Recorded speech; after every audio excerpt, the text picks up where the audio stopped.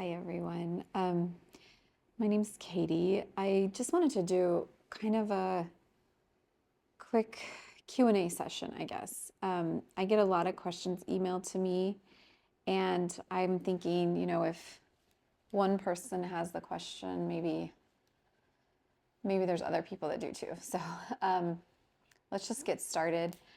The first question, I've gotten this quite a few times, is how do you, like being a new teacher, how do you get over the feeling of being inadequate or, am I good enough? Do I know enough? And to answer it, I think I still, I don't know, I still feel that way. So I think that all you can really do is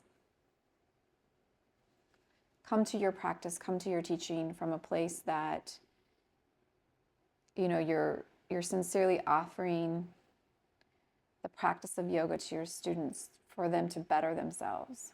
It really doesn't have a lot to do with you. Do you know enough? Probably not. Nobody knows. If you think you know enough, I would steer clear of maybe teachers like that because they're lacking the ability to reflect on themselves.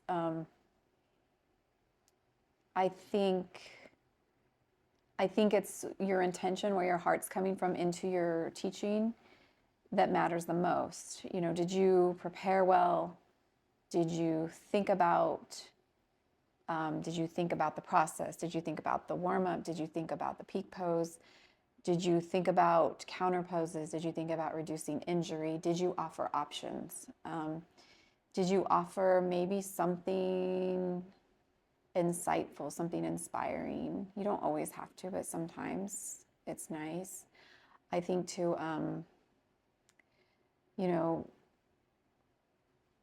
giving students a soft place to land if things seem a little tricky. So I don't know that feeling. I think the more you do it, you get a little bit more confident in what you're doing because you've done it a lot. But you still feel sometimes not good enough. And I don't really know that ever goes away. It hasn't gone away from me yet. And it really, a lot of times, it will depend on the students in your class. There's always going to be students that can do more poses than you, do better poses than you. And you just have to let that be where it is, because it's not about, your teaching is not about that, okay? Your teaching is about providing a beautiful yoga experience so people can better understand themselves, and they can better their physical well-being, okay? So I think just getting past that point, like maybe just say, I don't know, but I'm going to do my best. And it's better than nothing, right? It's better than them not going to a class. It's better than them not having a studio to go to or an online practice. It's better than that. So I'm going to work to continually, and I think you've got to work to continually educate yourself. Take some courses, learn some new techniques, learn from other teachers too. We kind of can get stuck in a rut. So I really think just come from a place of where your heart is coming from, a place of love for yoga, and just do the absolute best you can. I think you'll be okay. And then the next question, somebody asked me, what yoga poses can't you do? I cannot and will not do a headstand because I'm deathly afraid of injuring my neck. It's just not for me. I'll never teach a headstand in a class that I teach because it's too dangerous for me. The other thing that I will teach, that's my next question. Somebody asked me, okay, back to yoga poses I can't do. I can't do that. And then I can sometimes do crow and sometimes not. depending on where I'm at in my life. So that one I'm always constantly working on. It requires a lot of upper body strength, and I have to continually work on that. So that is one pose. That is always that one, you know, that you really want to try to get to. And sometimes it's there, sometimes it's not. So I have to keep working on it. And then the next question, what do you not teach and why? And then, like I said, I don't teach headstand.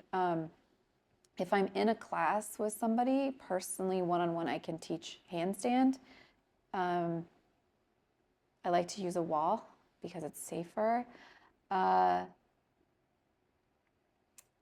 don't teach online. I don't teach rabbit or fish pose. And the reason is because our neck is quite vulnerable in those poses. And I have little kids, and inevitably, anytime I'm practicing yoga, they're going to jump on me. And so I don't want that to happen to someone at home if they're doing a yoga video and then someone jumps on them and then they tweak their neck. So yeah, I don't teach those in online. I would do it in a class because I know that it can be safe and I can watch that no one's gonna hurt them. So and then the other one is super controversial, and this is totally really my personal experience, is I don't teach cat-cow. I know it's like a yoga sin. I don't know, but I was finding that every time I did a lot of cat-cows, I was getting low back pain, and I know I was doing it right. You know, I was engaging the core, and so I literally said, okay, I'm not gonna do it anymore, and I'm gonna see what happens. And you know, knock on wood, I haven't had that low back pain. So I just don't teach it for that reason. I will teach, you know, some shoulder rounding, things like that, in some practices, but not the cat-cow. I know. Okay. I do like, I really like, instead of cat-cow, I like to do, like you're in all fours and you just bring it forward and back. I know it's not the same, but it gives me something to do when I'm in a class and the teacher says to do cat-cow. So if you don't like to do cat-cow either, can do that instead. The teacher might kind of look at you, but it's fine. All right, and then the next question, what brought you to yoga?